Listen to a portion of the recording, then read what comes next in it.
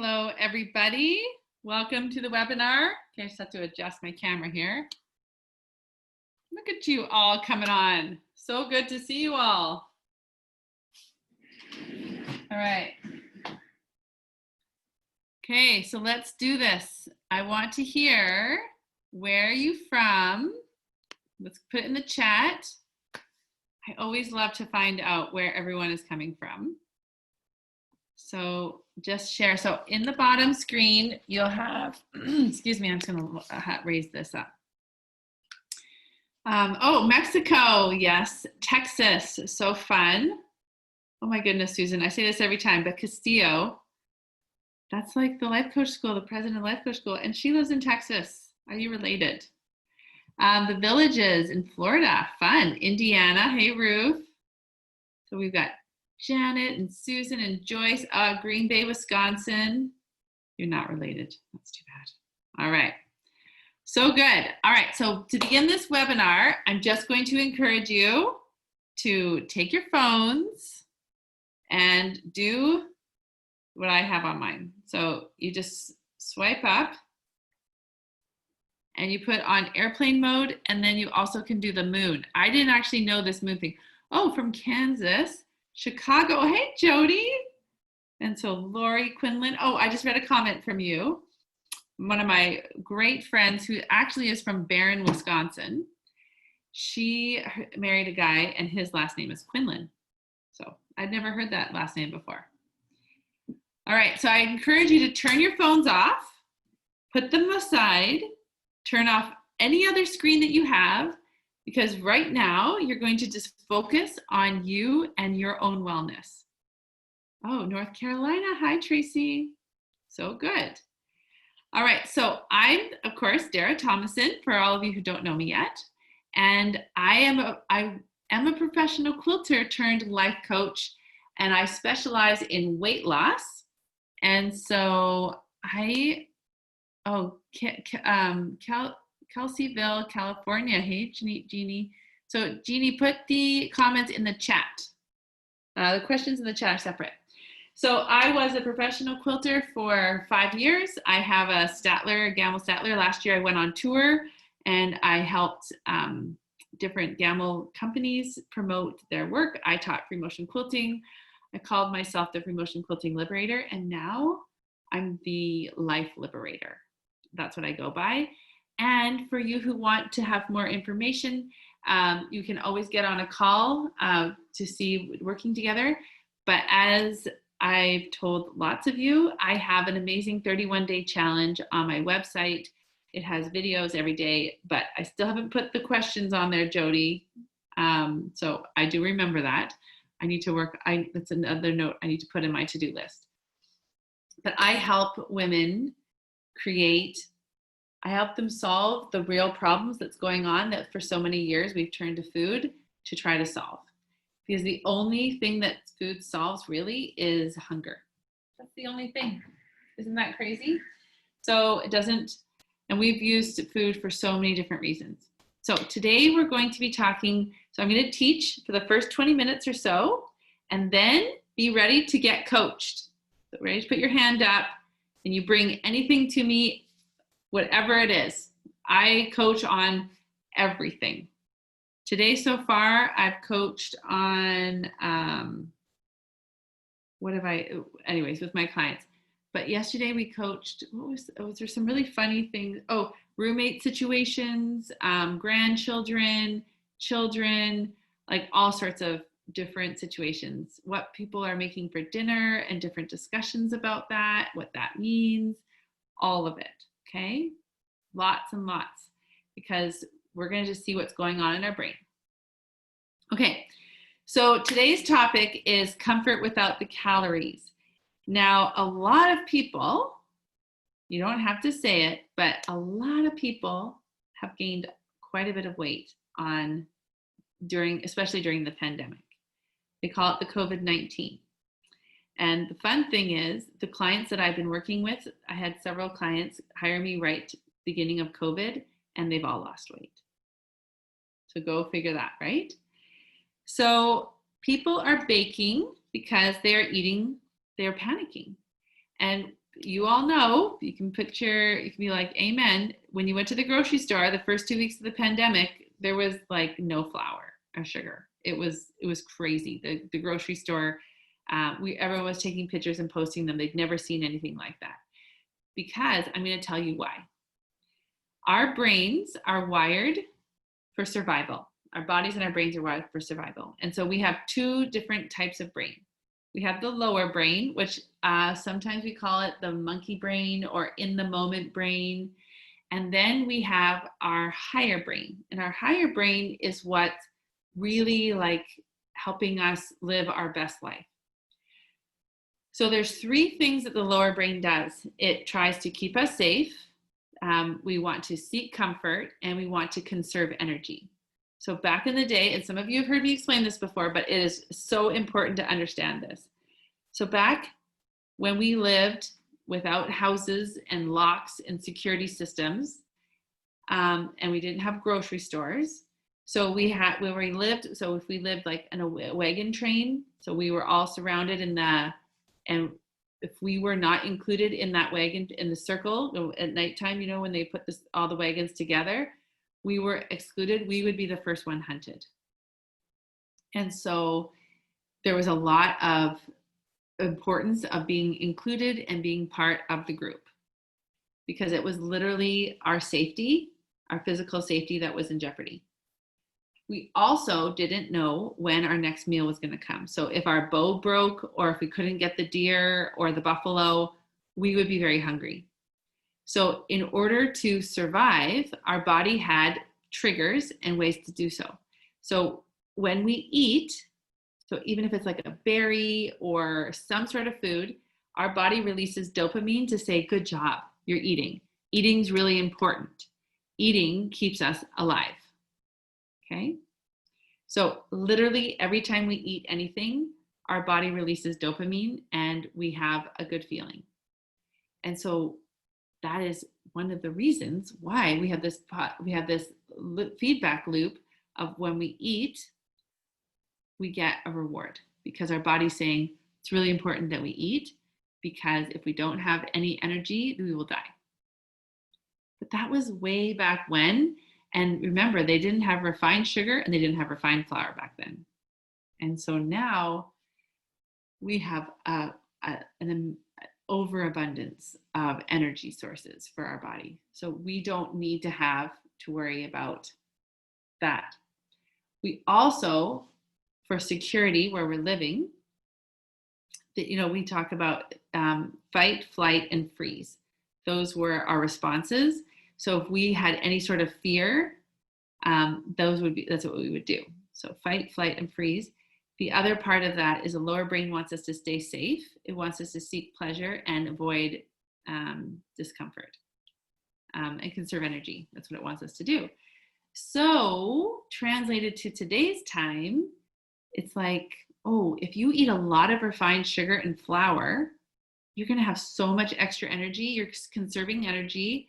You're staying safe because you've got lots of energy to hold on to, right? And it doesn't want us to do anything new, because when we do something new, it takes more energy, right? Like if you're figuring out a new pattern, oh my goodness, I have to admit this. I do not do paper piecing, because it involves so much thinking on my part that I'm like, just give me some free motion quilting to do. Just someone piece the quilt for me and let me just go for it. Right? I don't try. I even have paper piecing books and I have all the things, but it just has so much energy in my mind that it's just like, I don't want to do it. It's just too much. Interesting, right? Okay. So it's important to realize that our bodies are wired to think this way. And so when we have this survival, our basic survival, that wiring of our body hasn't caught up to 2020, where we have like houses with locks, doors, windows. We have laws. We have police officers that monitor the laws. We have grocery stores. And even during the pandemic, we had lots of food still. Okay? So we need to operate from our higher brain. And when we can do that, the way that we operate from our higher brain is to process our emotions inside of us. And then once our emotions are processed, then we can operate from a higher brain. And if we're resisting those emotions and we're avoiding them, I want you to think about the last time you felt a negative emotion. So it doesn't take long. And I'm kind of go back to the beginning of COVID example. So I want you, it wasn't that long ago where it just seemed like super overwhelming, and none of us in our memory have ever experienced anything to this proportion. It is amazing for me even to still think like our borders are still closed. Like when they took that, so because I'm of course here in Canada and all of you are either in the States or even we have Mexico. So even when that happened, it seemed so incredibly wild to all of us. And like airplanes stopped, like so much of our normal everyday living was totally disrupted. Going to the grocery store, which is a very normal, everyday kind of situation, became extremely different. We had to be wearing masks, which looked very scary to a lot of us. We were physically distancing ourselves. We were limited in how many people could enter a store. There was even many stores that weren't even open. There was a whole new level of scarcity that we have never experienced. And so in order to compensate that, our body is wired to be like, you need to eat a lot of calories. You need to eat a lot of refined sugar and a lot of refined flour, because we don't know. There's so much uncertainty out there that we better stock up because we need energy to survive. So I want you to know that this was totally just part of our old wiring in our body. And it was just like, that is like a kind of innate way to feel. But usually like, okay, Dara, yes, I did that. So this is the problem. So when we watched the news and we were like, this is crazy, what's going on? We felt worry, we felt fear, we felt uncertainty, we felt frustrated, we felt isolated, we had all sorts of feelings. But what was happening is we weren't wanting to process those feelings. We tend to avoid or resist them. So I want you to imagine you've got this big beach ball and you have this really big beach ball and you're like, okay, and this beach ball is fear or disappointment or worry or whatever that negative emotion is when COVID started. And so you take that beach ball and you don't want to feel it because you don't want to feel worry, you don't want to feel fear, you don't want to feel discomfort. And you spend a lot of energy trying to shove that beach ball under the water and keeping it under the water. And you're spending so much energy doing that. Whereas if you could just let the beach ball or whatever that worry or fear or whatever that is just be, then you're going to be, you can just see it and you can just say, this is the beach ball. And there can be some level of acceptance. But think about how much energy it takes to suppress that beach ball. So when we avoid or resist those negative emotions, we're actually making them way, way worse. So one of the tools that I teach my clients and that I live by with my life coaching is I teach the concept of 50-50. So in order for us to experience joy, we must experience sadness. We must experience sorrow. In order for even to experience it's light out, like we know it's light, we need to have darkness. So in life, we have to have that 50-50. So for example, going back to my beach ball analogy, when we look at the news and we have something like so epic as COVID, for example, we are like experiencing something that we haven't experienced and we're feeling a lot of negative emotion.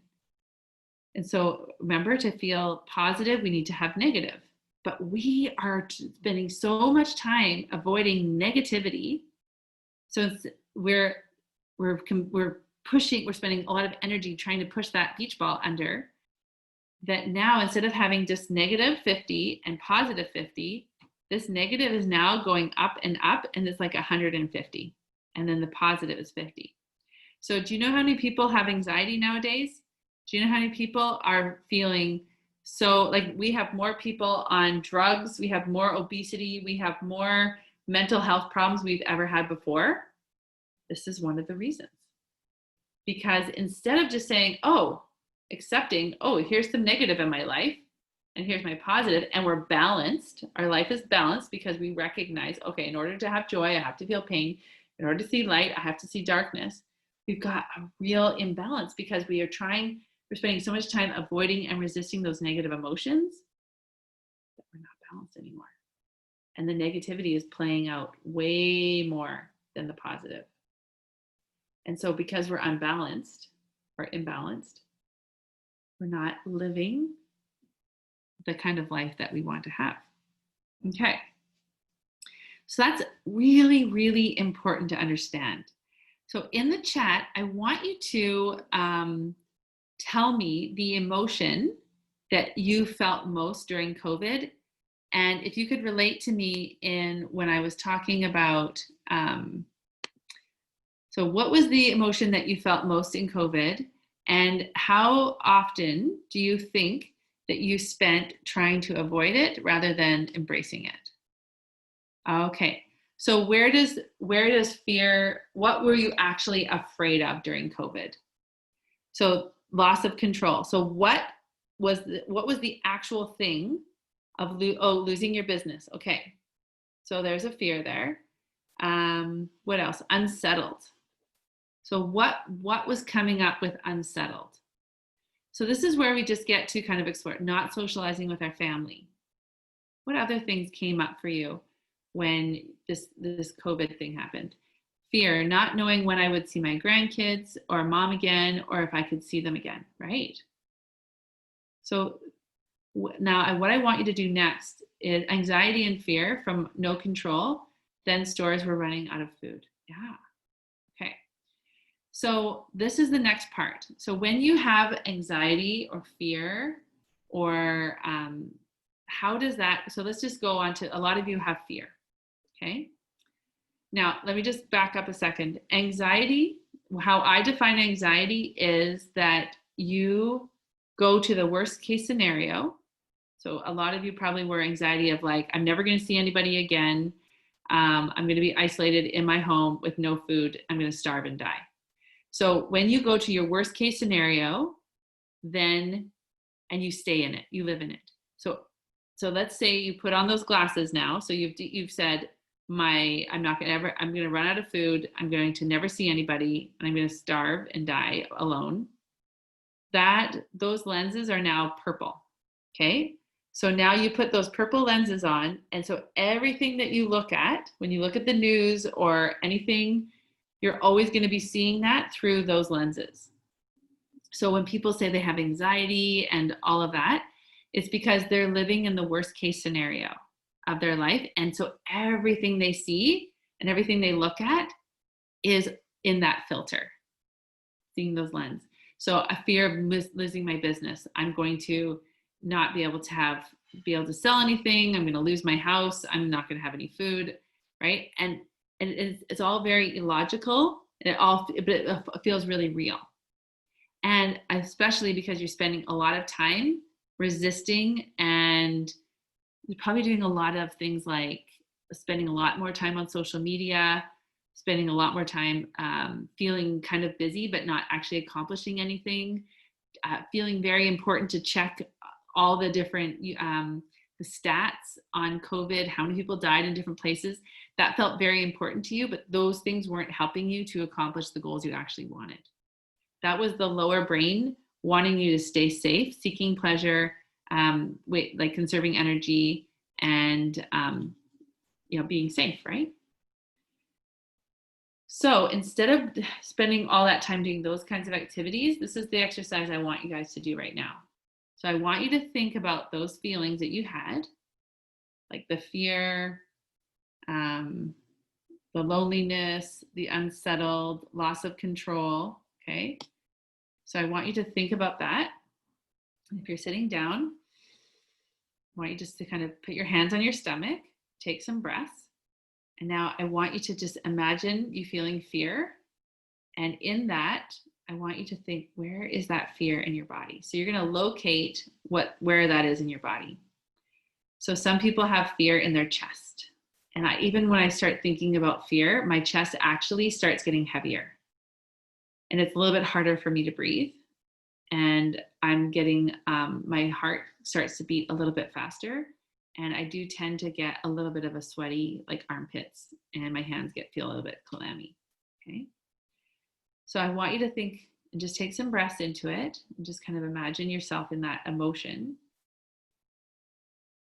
and just be with that emotion, because emotions are literally just vibrations in our body. They're just there to let us know that something's up. It's a signal to us, like, oh, maybe, so if you feel fear, like maybe you're walking down a street and somebody's following you, that's definitely really important to listen to, because you could be in danger. Like, fear is actually really important because it's telling us, hey, human, if you want to survive, you need to listen to these vibrations in your body. It's the same thing with love. So if you have I give this example all the time, if you have a brand new baby or a small baby or child, and they wake up in the middle of the night and they're hungry and they need to be taken care of, because you have a vibration in your body of love for them, you will get out of the discomfort of your bed, take the sheets off, go in the cold, get the baby, take care of the baby. You forgo your own desire of sleep because you have this vibration of love in your body for this baby, this child, and you will take care of it. So do you see how important it is for us to listen and really hone in on our feelings? They're really helpful to us. When we can feel our feelings and we can allow them to be in our body, that is like a grounding, and then we can operate from our higher brain. Okay, so that's really important. And so I've gone over that. Now, so how to achieve true comfort? Like I said, the only solution that food gives us is hunger. So one of the things you can do to create comfort is to do a daily check-in. So like really see what's going on in our body. Let me back up. So the actual role of food is, of course, to nurture and strengthen our body, to give us clarity of mind. So it's allowing us to know, like, we're okay, we're going to be fine, we have food, so that our higher brain can function. And now remember, there's only two reasons why we're overweight. One is over hunger, we just eat too often, and the other is over desire, and that's eating like all the treats all the time. So when we can remember there's only two reasons why we're overweight, then we can like feel the feeling that's happening. I know from the beginning of COVID, it was very stressful for me having the kids around. And so I was spending more time in the kitchen, helping them with homework. And so there was very discomfort because I had my routine. I really liked my routine. So I would turn to food as a little bit of a relief. And so I ate good foods. I just ate them too often. And so I gained some weight. All right, so how to achieve true comfort? Well, we're going to do some daily check-ins. So take care of your mental health, physical nourishment, if your mental health, making sure that you are physically nourishing your body, and really having those genuine connections with like friends and family, and mostly importantly with yourself. So when you spend so much time on social media, and when you spend so much time buffering, doing other things and not connecting with yourself, you become very disconnected from you, and you're not going to show up for yourself. You're not going to have that, you're not going to be able to take care of yourself. Another thing that I encourage you, another step for creating comfort in your own life, is living life with curiosity, having so much fun with that. You are all very creative and fun ladies who love to create. And so just like being creative with your own life. So 2 summers ago, when I started with my own life coach, and she asked me to do 6 weeks of no sugar and flour, one of my biggest the thoughts that I had that I was able to achieve that during the summer holidays was, I thought, could I be a girl that could eat no sugar and flour on vacation, going camping and all that. So there's this curiosity that was like actually very exciting. And it like, I kind of felt like these butterflies in my stomach, and it was kind of leading to be more empowering because it's like, oh, I can do that. Now, so we want to have true comfort. So what are other ways that you can comfort yourself? So this inner, like this self-talk that we have, this dialogue in our head, we can be in charge of our own comfort, and we can be in charge of answering our own questions and reassuring ourselves. I want you to imagine the way you're talking to yourself. If you talk to a friend that way, would that person want to still be your friend? So monitoring your inner dialogue. Are you really using food in the way that it is intended to? And living your life with curiosity is really, really important. Okay, so let's open up to questions. Now that we have a little bit more understanding of how our brains work and how us humans, so on the bottom of your screen, there's a little hand, and you can say, raise your hand. Now remember, being coached is super helpful for everybody. And I love that we can help each other out with that. So let's put your hand up. Tell me what's going on, and let me help you. Don't be shy. One of the comments that I get a lot with when people are coached and in the group, different groups, is they say how excited they are when they hear other people being coached, because they feel so less alone. They're like, oh, I'm not alone.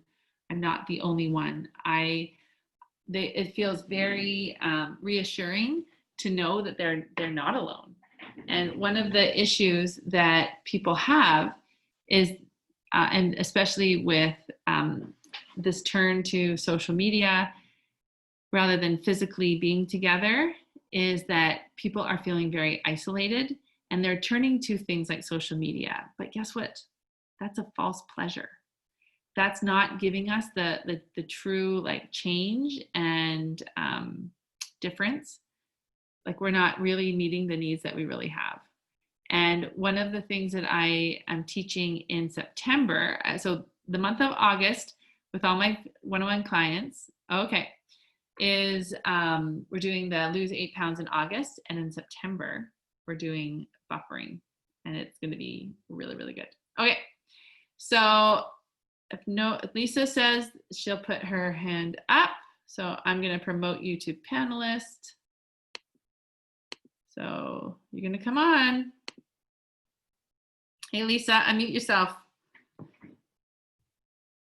Let's see your picture.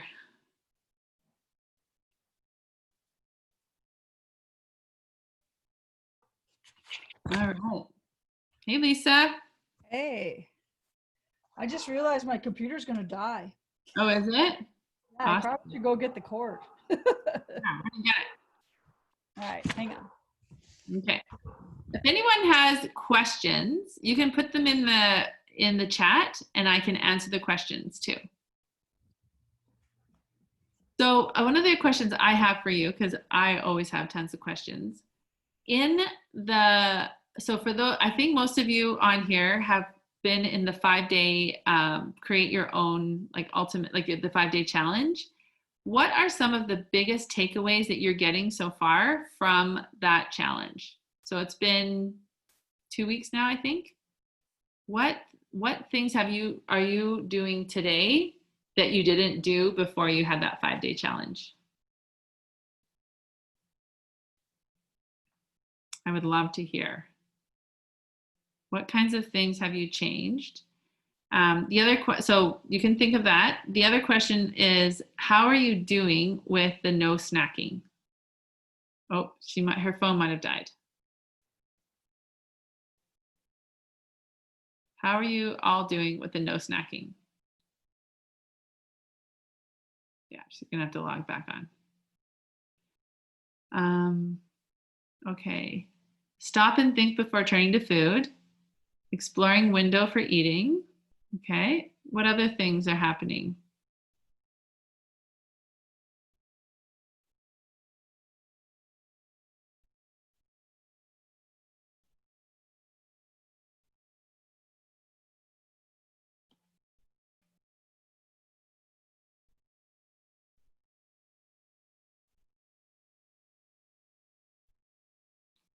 All right, she's back. When I think I want food, I now ask myself if I'm really hungry, learning to pay attention to my body, right? Okay, so let's get Lisa back on. Here we go. I'm going to allow you to talk. Okay, so we're going to unmute you. And can you show your picture? Oh, do I not? Yeah, I don't know. It's usually like a little screeny thing. I mean, it is a super cute picture of you and your dog. Yeah. Speaker, that's all speaker audio. I see nothing where I can show you me. Okay. Interesting. Yeah. Okay. There's a full screen thing, but that doesn't do anything. I don't know. Usually we'll say, like, I give you a little prompt that says, show your, All right, give me the prompt. It says I'm talking. Yeah. It's fine. Let's just go for it. All right. So what's going on for you? Talk to me. What's going on with me? Like right this minute? All of that. Say that again. So, you're doing you're doing the 8-day or 8 pounds in August. Yes.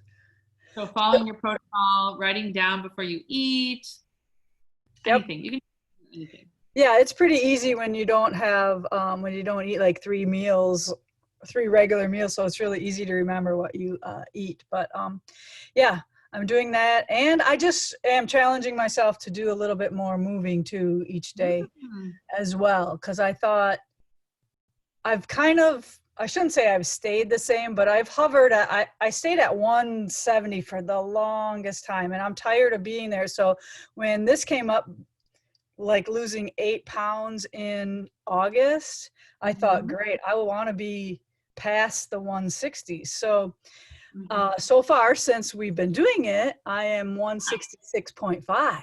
Isn't that awesome? Okay, so this is fun. I'm going to just do this quickly.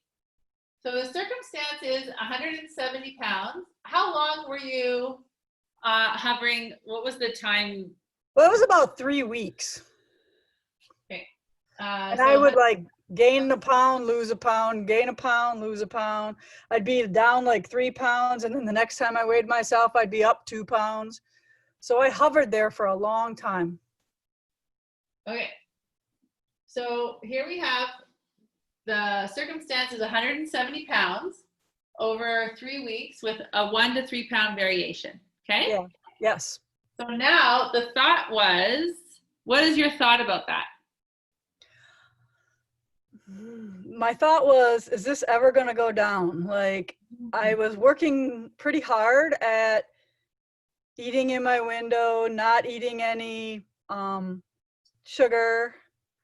I did have pasta 1 day a week, but yeah. So I'm working really hard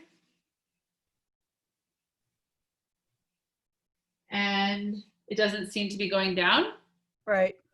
Because remember, we can never ask the question in the thought. We have to answer it. So I'm working really hard and it doesn't seem like it ever will go down. Yeah. Okay. Never seem like it will go down. Okay, so when you have that thought, I'm working really hard and it doesn't ever seem like it will go down, how do you feel? I get a little frustrated. Okay. So when you feel frustrated, what kinds of things do you do? Well, I get crabby. Okay. All right. What else do you do? Probably in the past, I would like give in and just, you know, oh, a little bit of ice cream is not going to hurt me, or Since it's not moving anyways, I might as well eat the cupcake or that type of stuff. Yeah. Did you find you did that for, a little bit, like let that slide a little bit over 3 weeks? Yeah, probably, if I'm honest, yes. Yeah.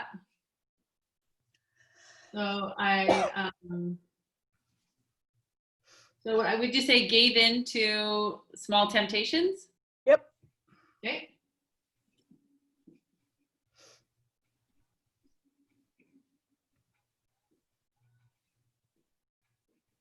So those would be like the ice cream, the cupcake. What else? Did you do some overeating, maybe some more snacking? I don't think I ever overate. I just maybe ate some of the wrong things. Okay. But, So, yeah. okay, keep going. And then I would work too much instead of taking care of myself is something I'm really good at.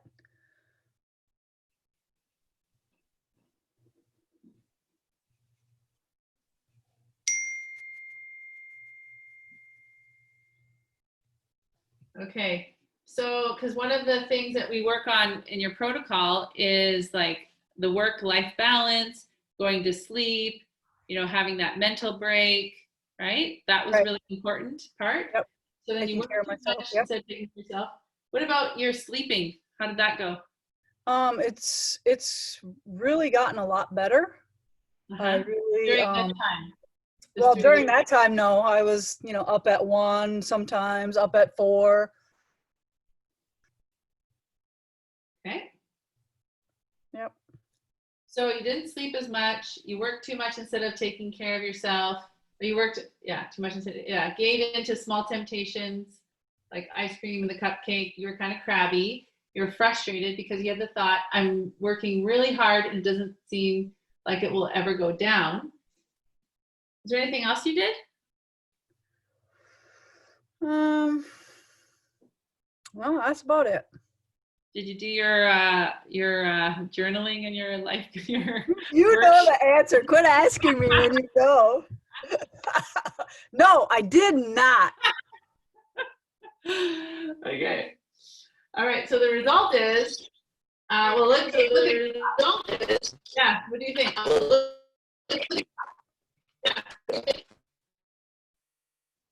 Are you working on your protocol or are you working at work and you're on your,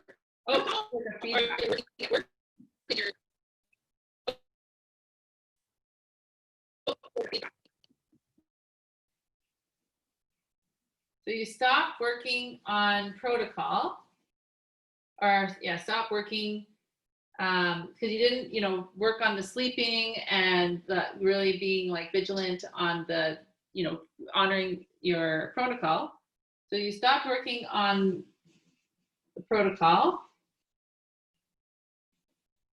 and weight stayed same. Okay. So one of the things that's really, really helpful is to look through this model because this is an unintentional model. Like we're always getting the results in our life, but this is, you didn't intend to do this. So this is the unintentional model because you weren't like really aware of how powerful this thought was. So the circumstance is just neutral, 170 pounds for 3 weeks, 1 to 3 pounds varying. And we know that's neutral because there could be a lot of different thoughts about that. For someone else, 170 pounds for 3 weeks with only 1 to 3 pounds varying would be like incredible, right? So then you have the thought, I'm working really hard and it doesn't ever seem like it will go down. So then you feel frustrated. And when you feel frustrated, you get crabby. You gave into small temptations like ice cream and cupcakes. You work too much instead of taking care of yourself. You sleep less. And then you stop working on your protocol and your weight stayed the same. So this is the interesting part. You think that the circumstance of 170 pounds for 3 weeks, 1 to 3 pounds varying, is what's causing you to feel frustrated. And you think 170 pounds for 3 weeks with 1 to 3 pounds varying is what's causing you to feel crabby. And you think it's the circumstance of 170 pounds, 3 weeks, 1 to 3 pounds varying is what's causing you to give into small temptations. It's causing you to work too much instead of taking care of yourself, and it's causing you to have sleeping less. And you think it's the circumstance of 170 pounds with 3 weeks varying 1 to 3 pounds is actually what's causing you to stop working on protocol, and weighing the weight stayed the same. But what's the real cause of this result, Lisa? What's the real cause? Yeah, I wasn't doing the protocol. it was your thought. Yeah. So it's this thought, I am working really hard and it doesn't ever seem like it will go down. Because it's this thought that's causing you to feel frustrated. It's Right. the thought, I'm working really hard, it doesn't ever seem like it's going down. It's causing you to be crabby, giving into small temptations, working too much instead of taking care of yourself, and sleeping less. And it's this thought, I'm working really hard, it doesn't ever seem like it will go down. It's what's causing the stop working on your protocol, and the weight stayed the same. So this is where we get to say, so why are you choosing this thought, do you think? I was choosing that thought because I was untrained to know that my thoughts were the direct result of my, You're trying to blame me for this, Lisa? yes. Yeah, you can blame me. That's fine. You can say whatever you want. I don't have to take it, right? Isn't that funny though? Yeah. Right? So how do we know this is optional? Because we can control our thoughts, right? We can decide that not to feel not to feel that way, or we have a lot more control than I think we give ourselves credit. Right. Because sometimes, and this is like, to be fair, like to everyone, this actually feels very real. Like this actually, a lot of us would think that this would go up here in the circumstance, right? Mm-hmm. Like I'm working really hard and it doesn't seem like it will ever go down. That does actually feel a lot like, and this is where I was 2 years ago. I just like, I've tried all the things, I've done all the, and then I go to the doctor and she just says, eat less. And she's, and I got pre-menopause, blah, blah, blah. Like I felt that this thought of like, I can't lose weight was actually a circumstance. I really did. But then when my coach was like, hey, this is just a circumstance, right? The court of law, this thought, this is actually, it feels very real to us. And that's why we feel so frustrated. But out of frustration, these are the things that we do. And then that's our result. So she's like, let's see if we could change that thought a little bit. So what was the thought that actually got you to losing weight now that you're like, what did you say, 166? Yeah. Woohoo. Well, what So happened was we did the week in our group, the Love Yourself thing. We did that. And then now this started, the 8 pounds. So by sharpening up, doing more of what I'm supposed to be doing, following the protocol, feeling better about myself, thinking I can do this, thinking that I deserve to be 160. Well, and we know that you can get to like 150, even 140. Yeah. Okay, so let's go back here. So by sharpening up my thoughts, I see results. Yes. So when you have that thought, like as you gave me lots of thoughts, I just grabbed that one. How do you feel when you say, by sharpening up my thoughts, I see results? How do you feel? Much better. Like it's a much more positive thought than feeling frustrated. Yeah, so let's see what thought that is. Let's feel what thought that is. Is that what you say? Yeah, like empowered. Does that feel? Yeah, much more energetic, much more, empowered is a good word. Which one, remember this is like trying on clothes. We're like, what feeling? So when you say, by sharpening up my thoughts, I see results. Like maybe even saying that out loud, what feeling do you kind of comes into your body?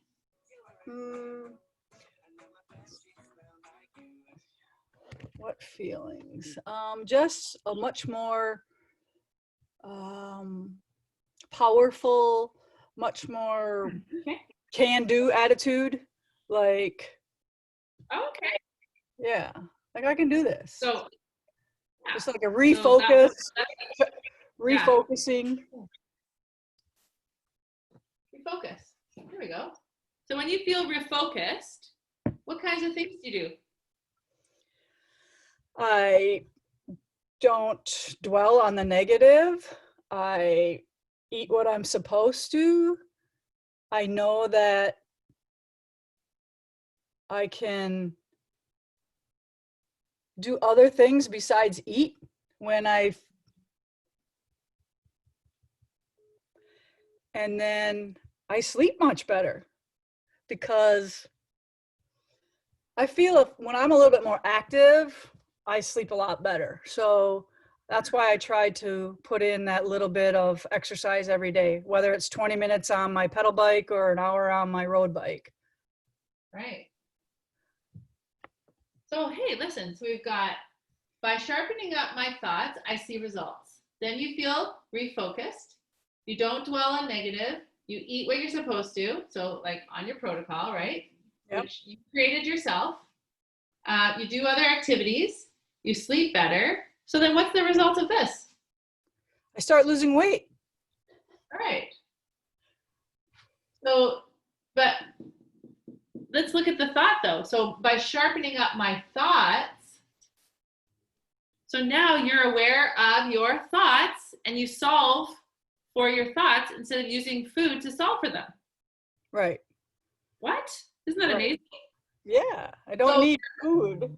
Yeah, aware of thoughts and then able to solve the actual problems your thoughts have. What the heck, right? Yeah, awesome. Isn't that amazing? So even this, so this is really, really important for all of you on the call to see. The circumstance did not change. So we have the thought, by sharpening up my thoughts, I see results. And then you refocus.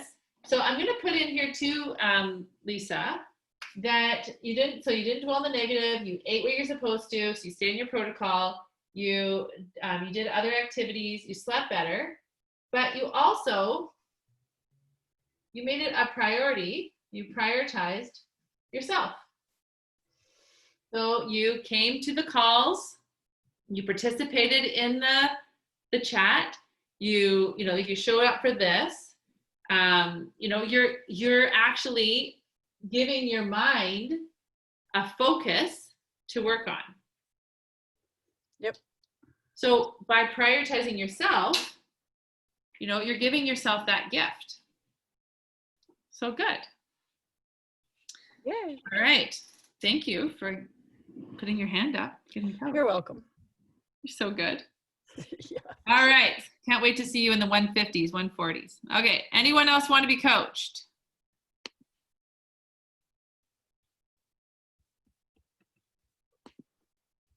Oops. I'm trying to get you back over. I think I just, nope. Okay. Nope. Okay. I don't know how to get you back over there. Now I'm back over there. Right? Yeah, so just unmute yourself. Okay. Okay. All right. Anyone else want to get coached? There's lots of you ladies here. I can coach you.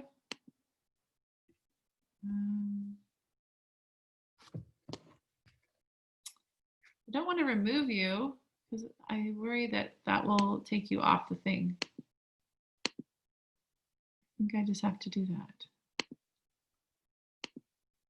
Anyways, okay. I'm going to remove you, but you have to go back out the thing, I think. I'm not sure. No, I don't want to remove you. Okay, does anyone have any other questions that they want to ask. It's okay if you don't want to be coached. It's not a problem. I don't want to pressure anybody. So I'm going to ask some more questions because, here's another. Oh, please explain what a protocol entails. So good. Such a good question, Susan.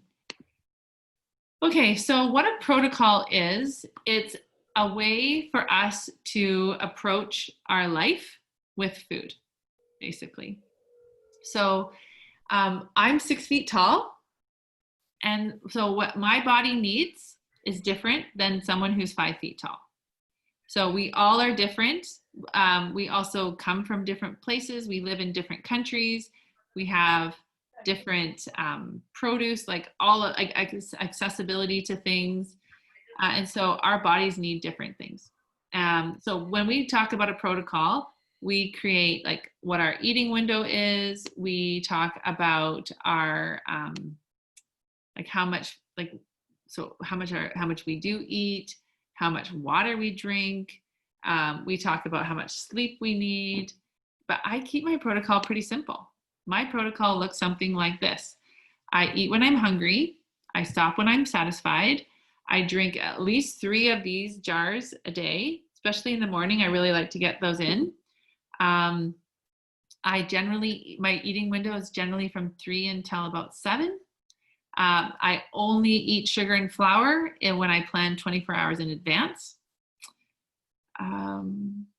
I balance my food with like protein, carbohydrates, and fats. So I basically just have a really deep, like outlined way that I approach food. And one of the things that's so helpful about the protocol is that we tailor it to ourselves. So Lisa's protocol is going to be a little bit different than mine, and Jeannie's is going to be different. Like we're all going to have that uniqueness. And one of the ways that we can know that that protocol is working well for us is when we weigh ourselves every day.